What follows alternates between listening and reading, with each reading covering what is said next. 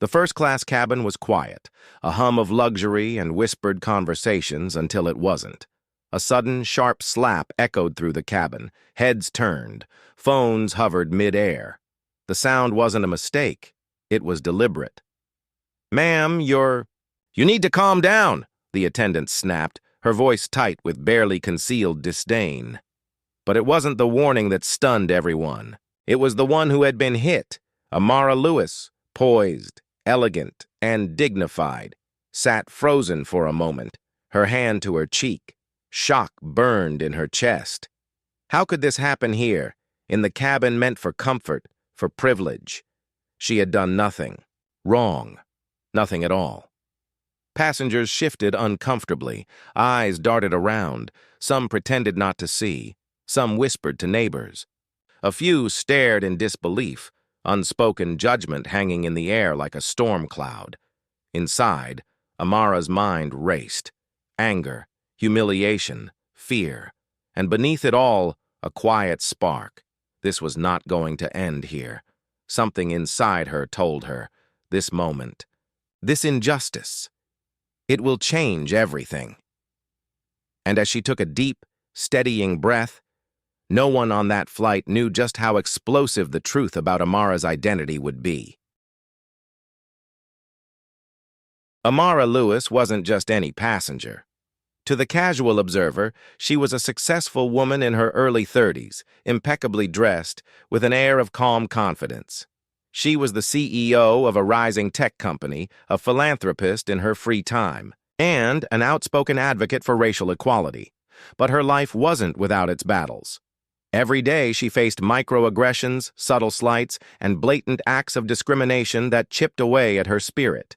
Take her morning commute, for example. Riding the subway in New York, she often felt the eyes of strangers lingering just a little too long, the silent suspicion of someone assuming she didn't belong in her tailored suit or with her expensive laptop, or at business meetings where she had to fight harder than her white counterparts to have her ideas acknowledged, even when she was clearly the most intelligent person in the room. On this flight, her mind replayed these moments as she sank into her first-class seat. She had booked this trip to attend an international conference, a platform where she could speak about innovation and representation. She deserved to relax, to feel safe, to enjoy the little victories of her success.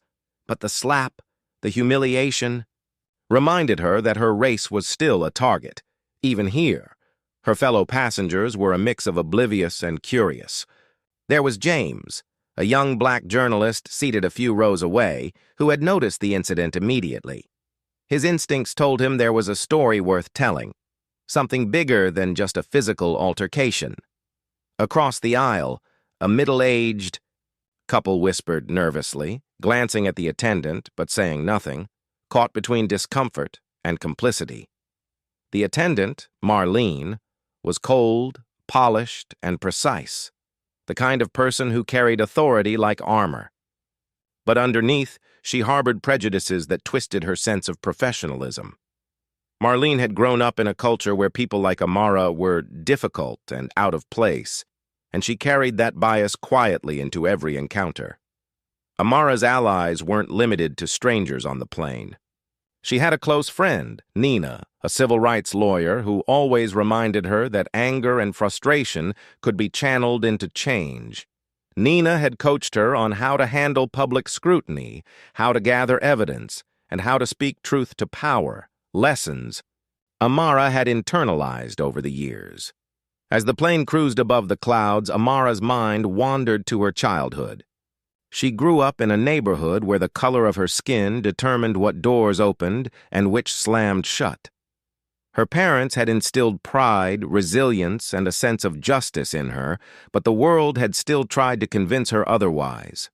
She had learned early on that dignity was not just about standing tall, it was about standing firm. The incident on the plane was more than an isolated event. It was part of a pattern. Amara noticed how sure passengers avoided eye contact with her, as if acknowledging her presence would be a transgression. She noticed that Marlene's tone varied with different passengers, being softer with white travelers and sharper with black passengers.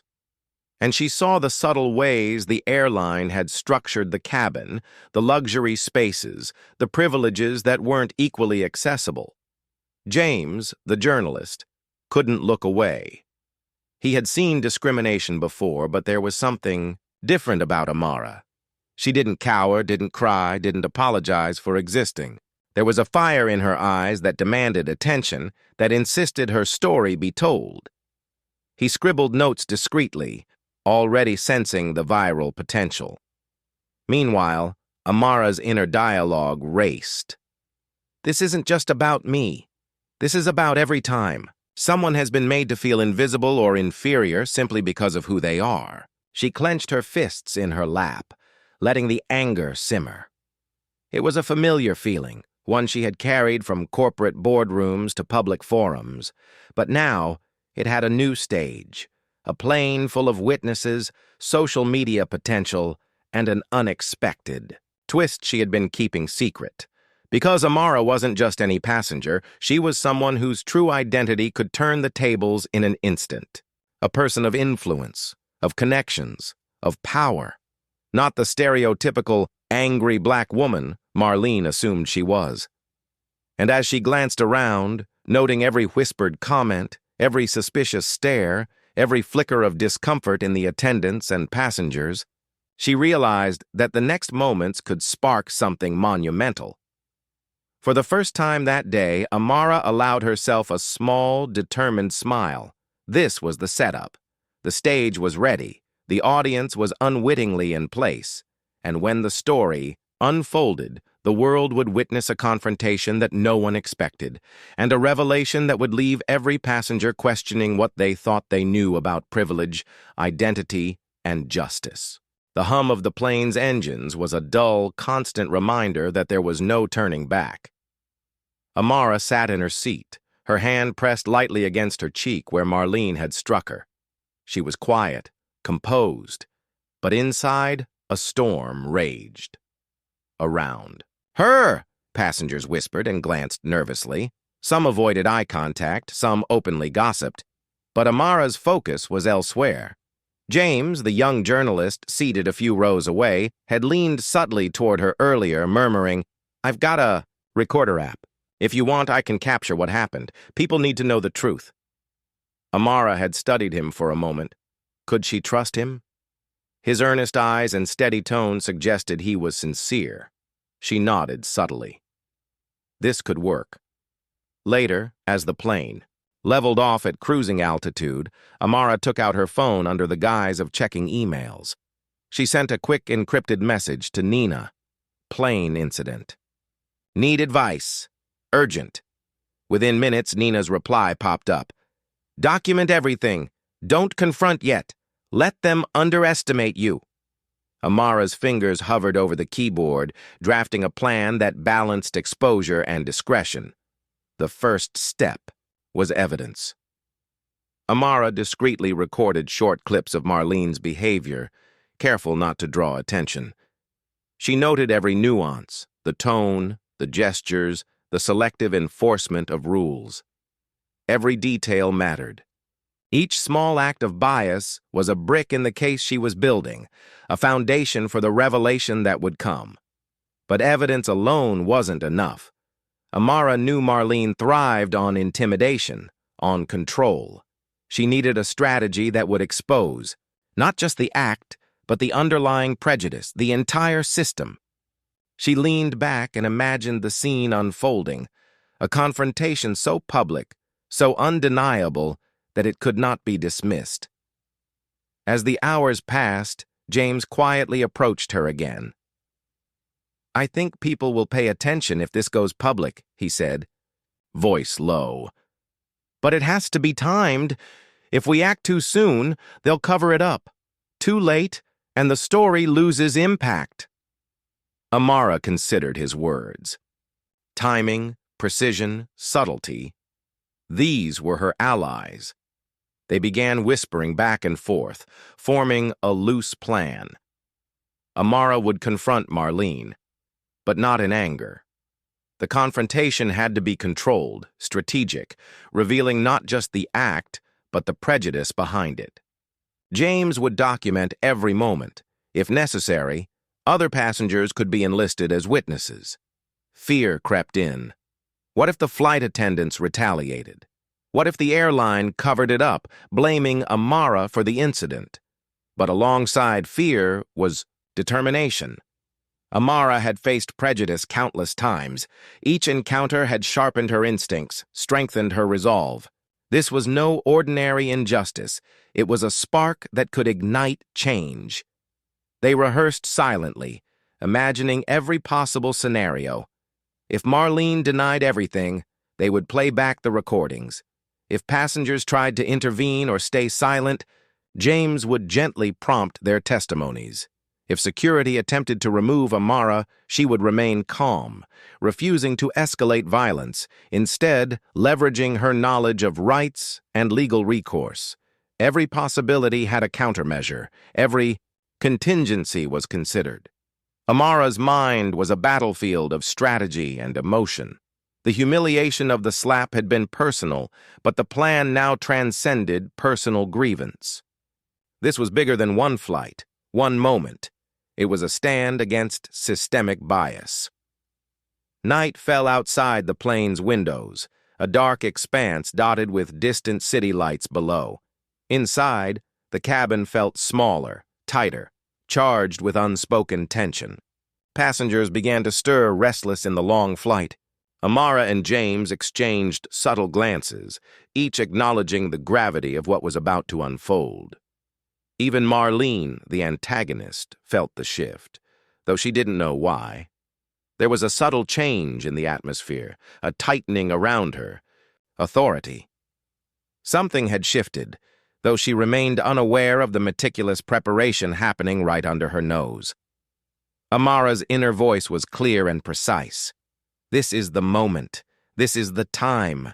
No mistakes. Keep calm. Keep control. She imagined the confrontation playing out, the dramatic revelation, the gasps from passengers, the viral impact once the recordings were shared. Every heartbeat brought tension.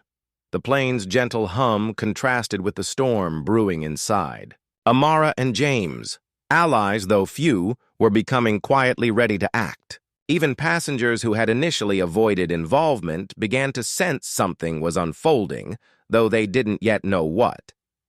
In the hours that followed, Amara refined her strategy further, build undeniable proof of the incident, expose the underlying racial bias, not just the slap, leverage public opinion and social media to hold the airline accountable, maintain composure at all times, ensuring the moral high ground. The plan was audacious, risky, and brilliantly calculated. Amara's heartbeat steadied as adrenaline surged. She could almost see the sequence, the slap, the recordings, the confrontational moment, the revelation of her identity, and then the world watching, compelled to confront their assumptions. As the flight neared its final hours, tension coiled like a spring inside the cabin. Every step, every whisper, every glance mattered. Amara was ready, James was ready, and the stage was set. The rising action had reached its peak. Everything was poised for the climax, where justice, revelation, and dramatic tension would collide in a way no one aboard would ever forget. The cabin lights dimmed slightly as the flight attendant passed through the aisle for the evening service. Marlene's sharp eyes swept across the rows, lingering momentarily on Amara. She smirked, confident that the moment of humiliation had passed, that Amara would quietly accept her place. She had no idea how wrong she was. Amara straightened in her seat, her composure flawless. She tapped James lightly, signaling the moment. He nodded, activating the discreet recording app on his phone. Every movement, every word, every subtle expression would be captured.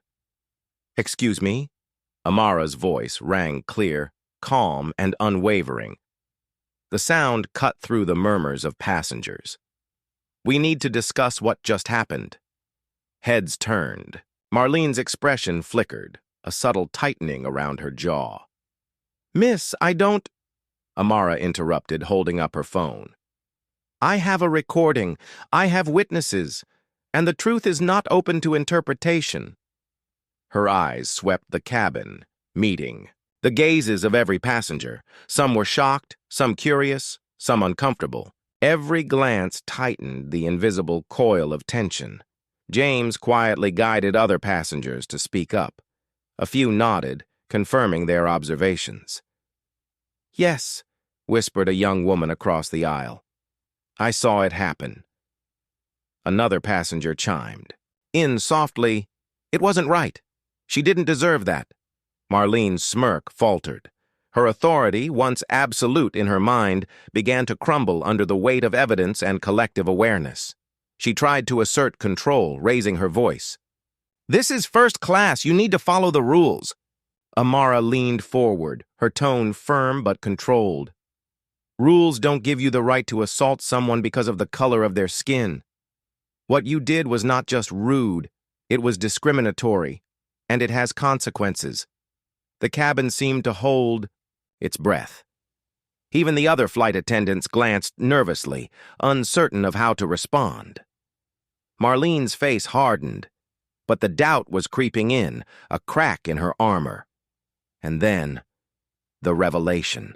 Amara's following words were precise and measured, but they hit like thunder. "For those who don't know me, I am Amara Lewis, CEO of Novatech, a company listed among the top innovators in the world. I am also a board member of several international diversity and inclusion organizations, and I am not someone whose dignity can be dismissed." Gasps rippled through the cabin. Phones rose. Whispers became audible conversations. The woman who had been struck, the one Marlene assumed was just another passenger, was someone of influence, someone whose connections and platform could make this incident public within minutes. Marlene's color drained. I didn't know," she stammered, but her words fell flat. The cabin no longer served as her stage of control. She was exposed. The imbalance of power had reversed entirely. Amara continued, calm and unwavering. "You assumed I would accept. Humiliation silently. You assumed no one would notice, no one would care. But every action has consequences, and today, your actions are visible to everyone on this flight, and to a much larger audience once this is shared." James discreetly streamed parts of the incident to a secure, verified news outlet, ensuring the moment would reach the public. The passengers' silent support grew bolder, several standing to affirm their witness statements. Even the airline staff on board could not ignore the mounting evidence. Marlene's authority collapsed completely. She attempted to maintain composure, but her eyes betrayed panic. The realization hit her. This was no ordinary passenger complaint. This was a reckoning. And then, Amara delivered the final dramatic twist. She didn't just expose Marlene. She revealed systemic oversight. This is not just about one act. This is about patterns of bias, discrimination, and privilege that too often go unnoticed in these spaces. I intend to make sure that change happens. Not tomorrow, not next week, but immediately. The cabin was electric with tension. Some passengers cried quietly, others whispered in awe. James captured it all, every gasp, every murmur, every stunned reaction. This wasn't just a confrontation. It was a spectacle of justice, morality, and revelation. Marlene, now trembling, attempted a feeble defense, but it was too late. The truth was undeniable. Witnesses, recordings, Amara's calm authority, and her impressive identity all aligned to dismantle the power she had wielded arrogantly moments before. By the time the flight landed, the story had already begun circulating online. News outlets were contacted, social media was buzzing, and the airline was facing immediate pressure to address the incident. Passengers shared their first-hand accounts, reinforcing the undeniable truth. Amara had been righted in real time, and the antagonist's power had been publicly dismantled. Amara remained poised, her dignity intact, even as reporters began calling, and messages from her legal team arrived. She had planned meticulously, executed flawlessly, and ensured that the humiliation she suffered became a catalyst for accountability and change. As she stepped off the plane, she felt a surge of triumph, but tempered with humility. This was never just about personal revenge. This was about visibility, justice, and proving that courage and strategy could confront prejudice, even in the most confined, controlled spaces. The twist had stunned everyone. The woman who appeared powerless had, in reality, held the power all along.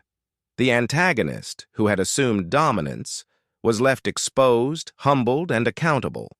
And the audience, both on the plane and online, was left questioning assumptions, biases, and the very structures that allow discrimination to persist. The plane touched down, tires squealing against the runway, and a hush settled over the cabin. Passengers, still processing the confrontation, whispered among themselves. Many had pulled out their phones, recording the final moments or sharing live updates. The incident was no longer contained. It had already begun rippling through social media, a viral storm forming with every retweet, every post, every comment. Marlene, the attendant, had been escorted to a corner by senior staff. Her once commanding presence now seemed fragile, almost pathetic. Airline management faced immediate scrutiny. Questions poured in. How could such discrimination occur on a first-class flight? What measures will be taken to prevent this? Emails, calls, and social media outrage demanded accountability, and there was no way to ignore it. Amara walked calmly down the aisle, her head held high. Every step radiated dignity. She was no longer the victim of a single act of injustice. She had become a symbol of resilience and strategy, a woman who turned humiliation into empowerment. Passengers looked at her with newfound respect. Some approached to thank her for standing up, for showing courage and grace. James, the journalist, stayed close, capturing final witness statements and helping Amara coordinate how the story would be shared responsibly. He had expected a simple story of an airline incident, but this was bigger. This was about exposing systemic bias and giving voice to those who often went unheard. The airline quickly issued a statement. Marlene was suspended pending investigation, and the company pledged diversity training and stricter anti-discrimination policies. While some doubted whether the measures would truly create lasting change, the immediate accountability was undeniable. Amara's phone buzzed continuously. Calls from lawyers, journalists, even colleagues congratulating her on the courage and poise she displayed. Messages flooded in from strangers, thanking her for refusing to stay silent, for proving that power can be wielded by those who are often underestimated. Back at her hotel later that evening, Amara reflected on the day. Her cheeks still tingled. From the slap, a small reminder of the injustice she endured, but it no longer burned with humiliation. It had transformed into purpose, a fuel for the work she knew lay ahead. She was already drafting plans to create awareness campaigns, workshops, and initiatives to combat bias. Not just in aviation, but in corporate spaces, public venues, and beyond. The impact extended beyond just Amara and Marlene. Passengers who had witnessed the confrontation were left contemplating their own biases, their own complicity, and the ways they could act differently in the future. James's coverage amplified the story, turning a single act of violence into a nationwide conversation about respect, accountability, and systemic prejudice. Even Marlene, confronted with the undeniable truth, had to face the reality of her actions.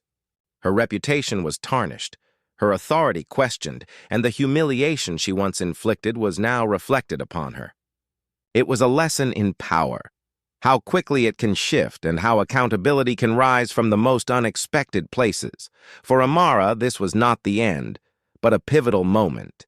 She had transformed a painful personal injustice into a powerful movement for awareness and change.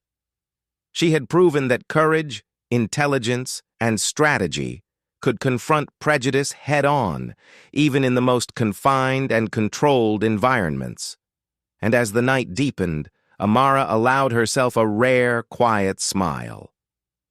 The slap had been just a beginning, a spark that ignited a reckoning. The flight had become more than a journey from city to city.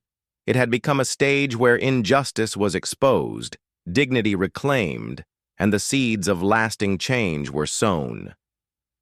Passengers left the plane with stories to tell, social media filled with accounts of courage and confrontation, and the world outside began to take notice. The ripple effects were only beginning. Amara had reclaimed her power. The antagonist had been exposed. And the narrative of injustice had been rewritten, one calculated, courageous step at a time. As the story of Amara Lewis spread, one truth became clear. Injustice often thrives in silence. The slap she endured on that flight was not an isolated moment. It was a reflection of biases, assumptions, and systems that allow discrimination to persist. But Amara's response illuminated a path forward. Courage, strategy, and dignity can turn humiliation into change. What if this happened in your school, your workplace, or your community? How would you respond when confronted with prejudice? Would you stay silent, or would you find the strength to act, not with anger alone, but with intention and awareness? Amara's journey reminds us that standing up against injustice is not just about the moment of confrontation. It's about preparation, patience, and using your voice wisely. Her story also shows the power of visibility. Too often, marginalized voices are ignored, underestimated, or dismissed. But when we claim our space, document our experiences, and engage allies, the balance of power can shift. Accountability becomes unavoidable, and change becomes possible. Finally, the story teaches that power is not always what it seems. The person who appears vulnerable may hold the most significant influence. The one who assumes authority may crumble when faced with truth. Injustice thrives on assumptions, but courage thrives on clarity and action. Amara's journey wasn't about revenge. It was about reclaiming dignity, exposing bias, and creating awareness. It was about reminding everyone that every act of discrimination, no matter how small, deserves attention, reflection, and response. And it was about showing that even in the most controlled, confined spaces, justice can be asserted with intelligence, composure, and courage. So when you face prejudice, remember, speak up, gather evidence, seek allies, and act with purpose. Don't let fear silence you. Because one voice, one strategic act, one moment of courage, like Amara's, can inspire change that reaches far beyond what anyone imagined. In the end, the world took notice not because the slap was shocking, but because Amara turned a moment of injustice into a movement. And that is the power of dignity, courage, and truth.